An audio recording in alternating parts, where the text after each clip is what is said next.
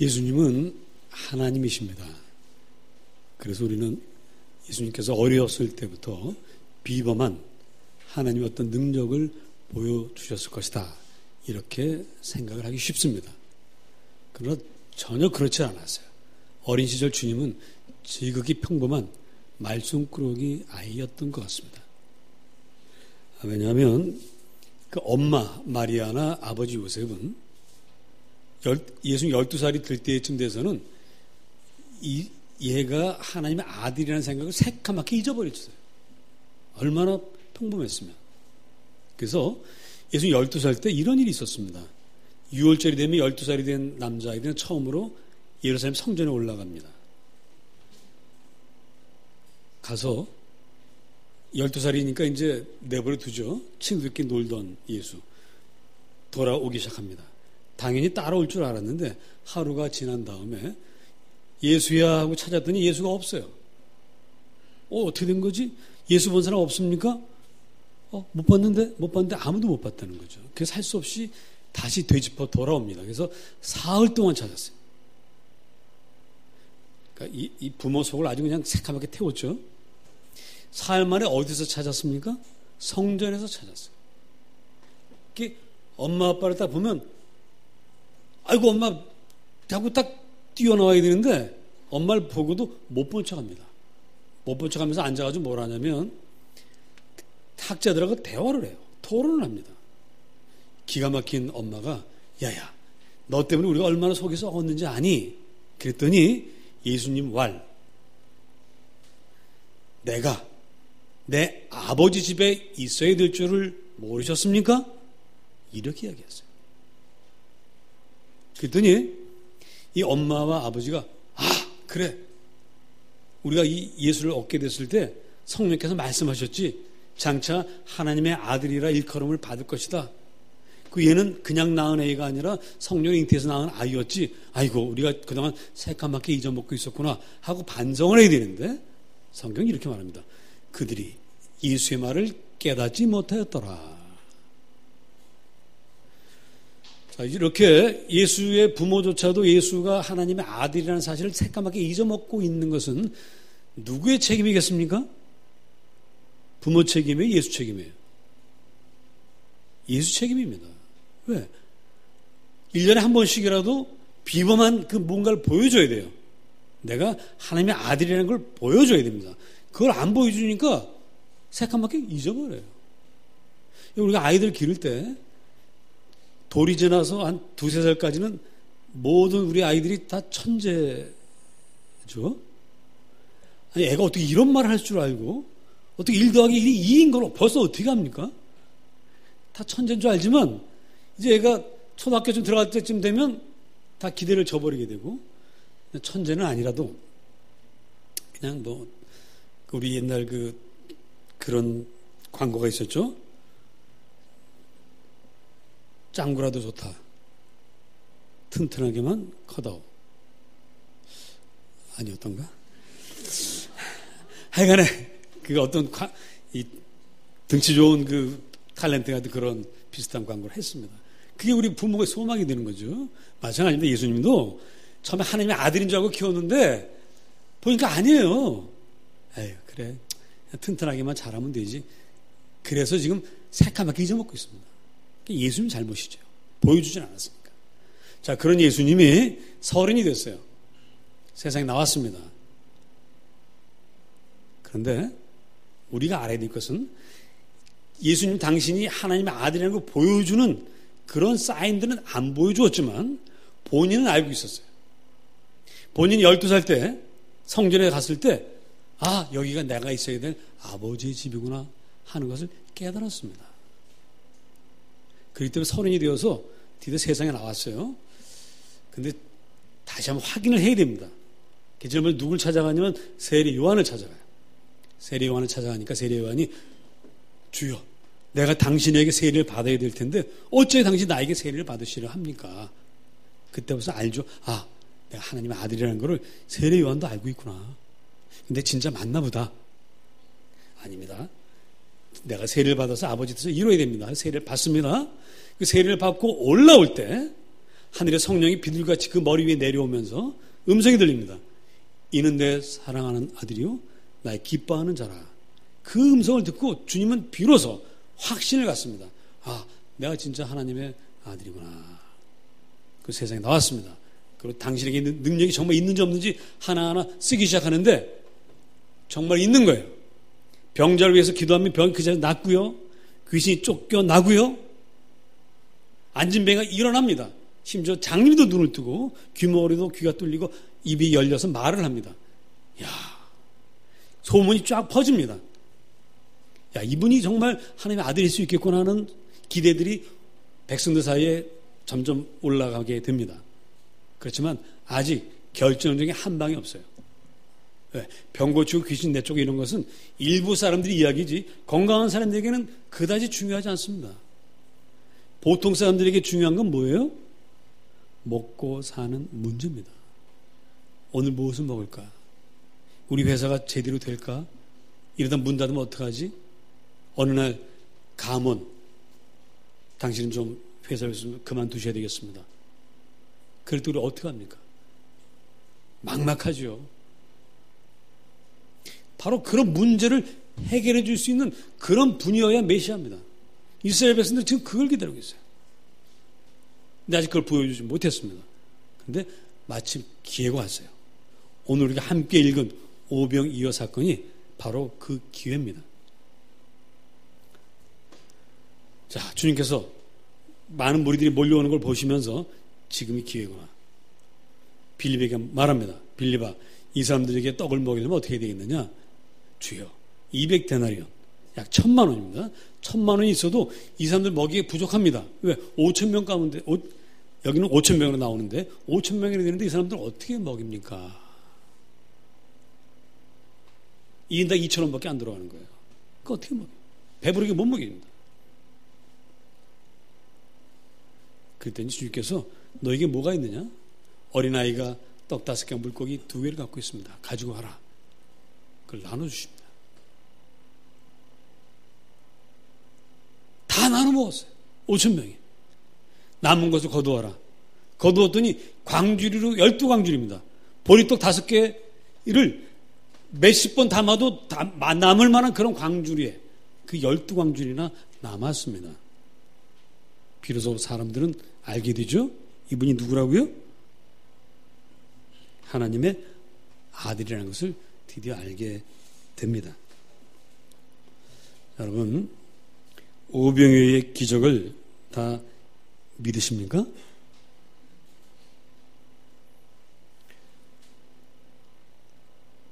구약 성경에도요 같은 이야기가 있습니다. 열왕기하 4장 42절 이하에 보면 엘리사 선지자가 제자들과 가르침을 받는 사람들을 만났습니다. 100여 명이 모였어요. 이들에게 뭔가 먹을 것을 줘야 되겠는데 무엇을 먹일까? 그때 어떤 사람이 보리떡 20개를 갖고 왔습니다. 이걸 나눠줘라.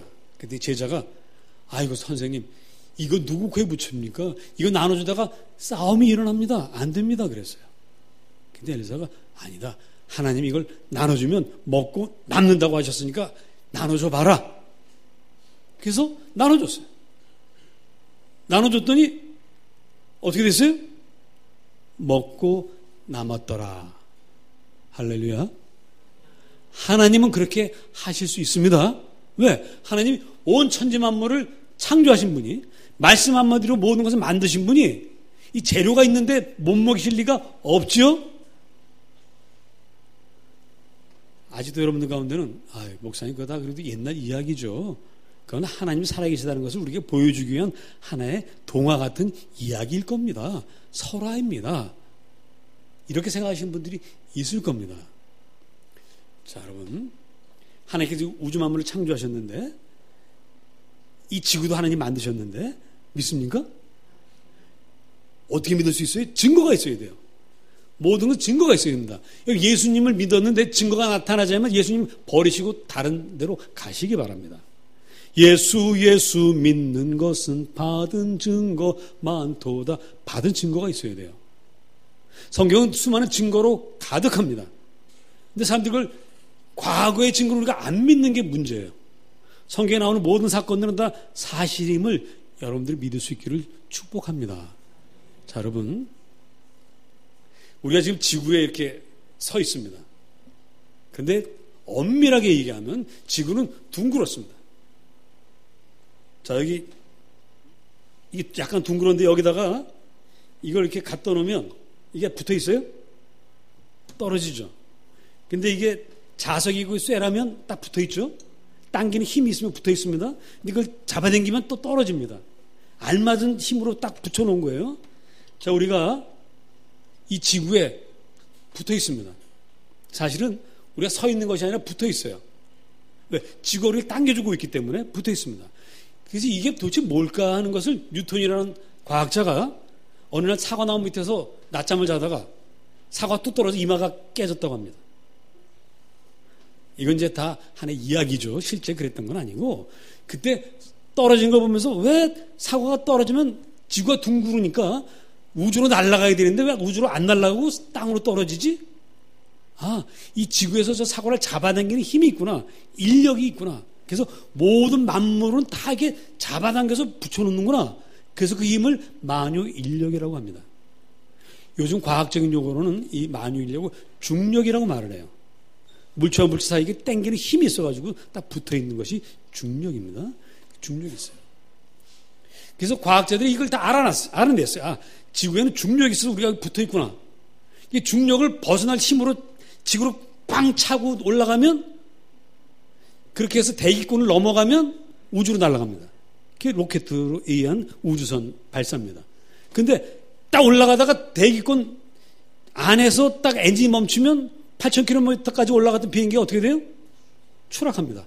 당기는 힘이 있어요. 이미 중력인데 이 힘이 도대체 어디서 나오는가? 물리학자들이 연구를 굉장히 많이 했습니다. 다들 중력이 있다는데 이구동성으로 동의합니다. 그런데 이 힘이 어디서 나오는지는 아직도 몰라요. 노벨 물리학상을 받는 그 석학들이, 그 천재들이 아직도 이 힘이 어디서 나오는지 모릅니다. 따라서 저는 알았습니다. 내가 천재구나. 왜? 저는 압니다. 이 힘이 하나님으로부터 온다는 것을 저는 알고 있습니다. 여러분도 이 힘이 하나님 만드신 법에 의해서 하나님이 잡아당기고 있다는 사실을 믿으신다면 여러분도 바로 천재인 것입니다. 여러분, 노벨 물리학상은 받지 않으시겠습니다만은 하나님의 상을 받게 될 줄로 믿습니다. 이 중력이라는 게 보이질 않아요. 그러나 증명되고 있습니다. 우리 지금도 증명할 수 있어요. 여러분, 제가 한번 증명해 볼게요. 자, 위로 떴어요. 그럼 날아가야 되죠. 떨어졌습니다. 중력이 우리를 잡아당기고 있습니다. 눈에 보이지는 않지만 있습니다. 하나님 눈으로 볼 수는 없지만 계십니다. 중력은 우리를 잡아당기면서 땅에 떨어지게 하는 증명을 우리에게 보여주었습니다. 하나님의 살아계시다는 증명이 오병이어입니다. 떡 5개와 물고기 2마리로 모든 5,000명이나 되는 사람을 먹일 수 있는 이 증명, 이 사건이 하나님의 사건이었어요. 우리는 그것을 믿습니다. 자, 그런데 문제가 생겼습니다. 이렇게 해서 주님은 당신이 하나님의 아들인 걸 우리에게 증거했는데, 그때 사람들이 오늘 요한복음 6장 15절에 보니까 사람들이 억지로 끌어다가 임금으로 삼으려는 줄 아시고 산으로 홀로 가셨다라고 되어 있습니다. 자, 여기서 우리는 질문을 던지게 됩니다. 아니, 주님께서 이제 모든 백성들이 임금이 되셔서 이들의 구주가 되실 기회가 왔는데 왜 피하실까?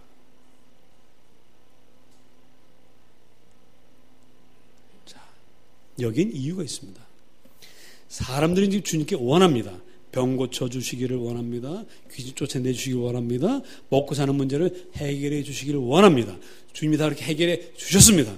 그래서 이제 임금까지 삼으려고 하세요. 이 백성들이 임금으로 삼아서 인생의 모든 문제, 나라의 모든 문제를 해결해 달라고 하는 겁니다. 국방, 정치, 경제, 교육 다 해결해 주세요 하는 거예요. 자, 그러면 이것까지 다 해결해 주시면 얼마나 좋겠습니까? 근데 주님은 그렇게는 못하겠다는 거예요. 왜?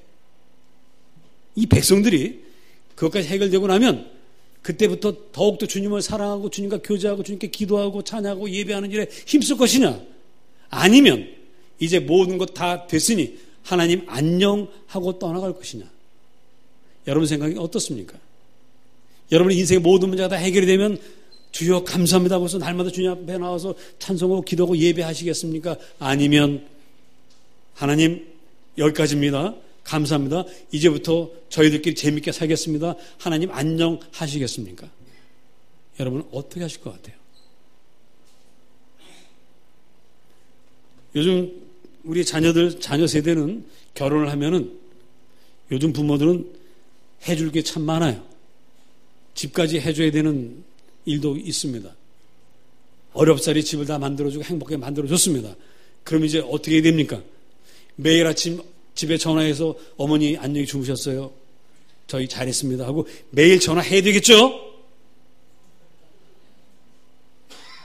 참 이상하네. 해야 되지 않습니까? 그렇게 행복하게 다 만들어줬으면. 그런데 간섭하지 말라는 거예요. 우리 생활에 간섭하지 말라는 거예요. 근데 자식이 뭐 먹고 사는지 궁금해가지고 김치로 담아서 가져가면 어떻게 된다고요? 경비실에 맡겨놓고 가야 되겠죠? 우리 인간의 마음이 그래요. 하나님 앞에서도 마찬가지입니다. 하나님 우리 사랑해 주시는 건 참으로 고맙고 감사한데 간섭을 하지 말아주세요. 이게 우리 사람 마음이에요. 그래서 우리 주님은 나는 그렇게 할 수 없다고 가버리셨어요. 난 너희들의 인생 문제 해결사가 아니다. 난 너희의 주님이다.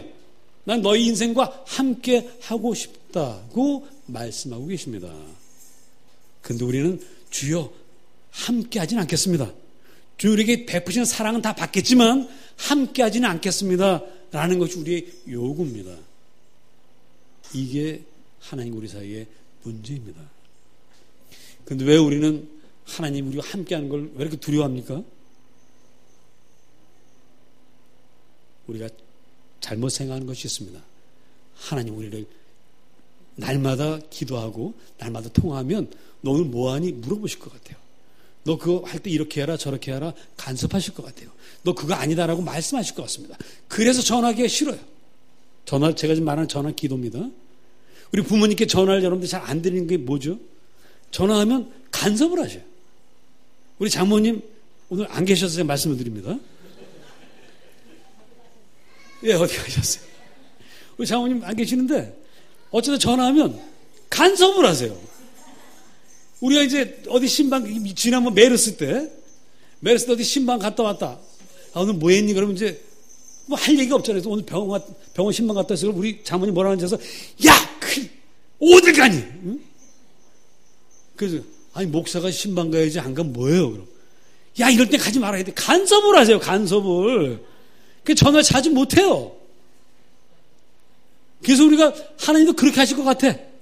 매일 기도하면 이렇게 다 간섭하실 것 같아. 그래서 우리 전화를 자주 못 해요. 그러나 여러분 사실 부모님들이 이렇게 저렇게 얘기하는 건 정말 간섭하려고 하는 게 아니죠. 그냥 관심을 가졌다는 얘기입니다. 정말 못 가게 우리 뭐 옛날 우리 어릴 때처럼 뭐 다리 몽둥이를 부러뜨리고 뭐 묶어놓고 뭐 문 잠가놓고 그렇게 하는 게 아니잖아요. 네 마음대로 해. 그러나 듣고 싶은 거야. 궁금한 거예요. 하나님 우리에게 그겁니다.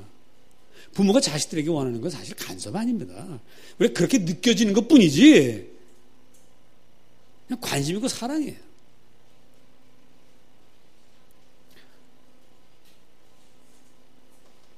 하나님 우리에게 그걸 원하세요.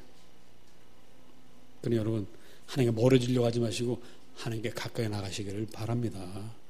하나님은 얼마나 자주 우리하고 만나기를 원하시는가? 제가 성경 66권을 다 읽었습니다. 최소한의 기준이 있더라고요. 시편 5편 3절을 보면 이렇게 말씀하고 있습니다.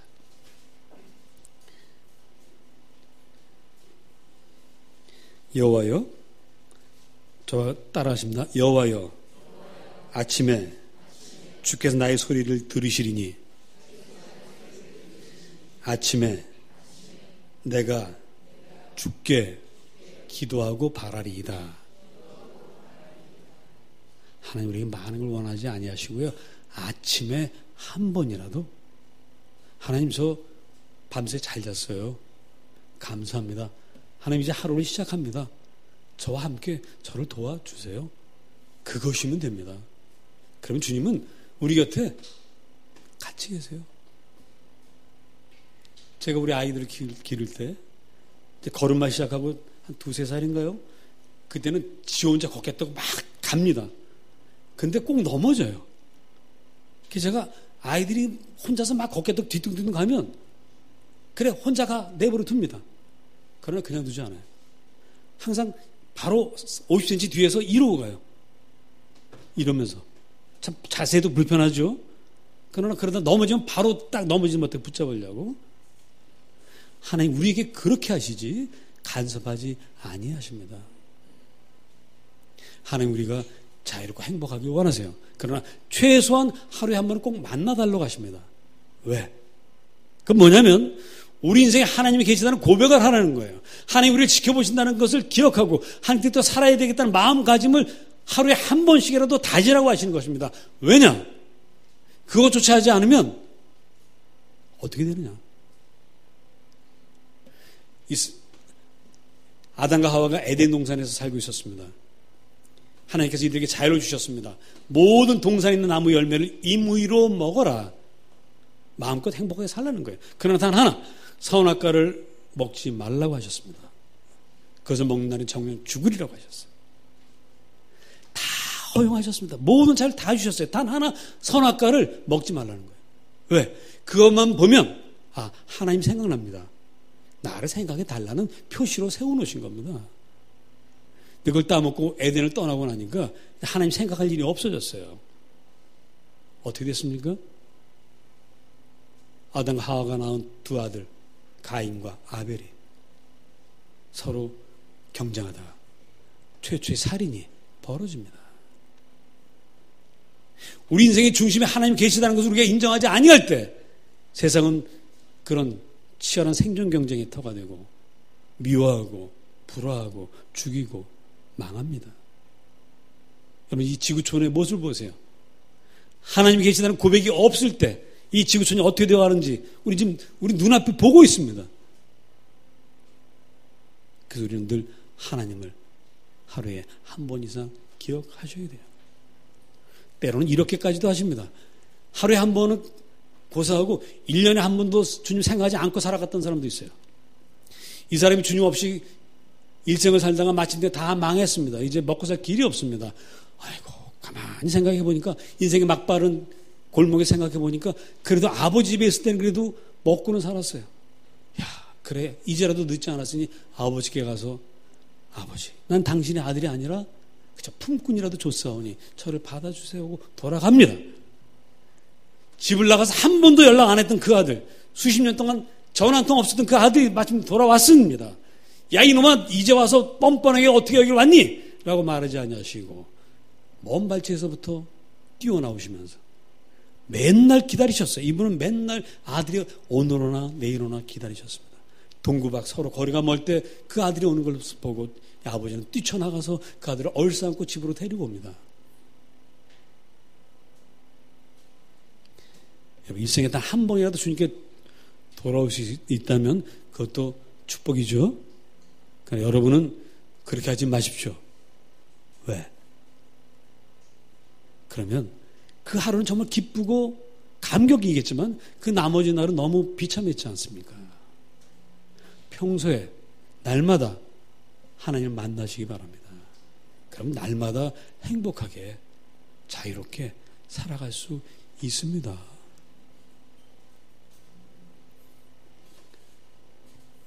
근데 아직도 이걸 믿지 않는 사람도 있습니다. 아니야. 그래도 하나님은 나를 억압할 거야. 아직도 의심하는 사람도 있습니다. 그분들에게 우리 주님께서 마지막 증거를 보여주셨어요. 나는 너희들의 행복을 위해서만 존재한다. 난 너희들 너무너무 사랑한다. 여러분, 자식과 부모가 의견이 대립했습니다. 서로 충돌했습니다. 누가 이깁니까?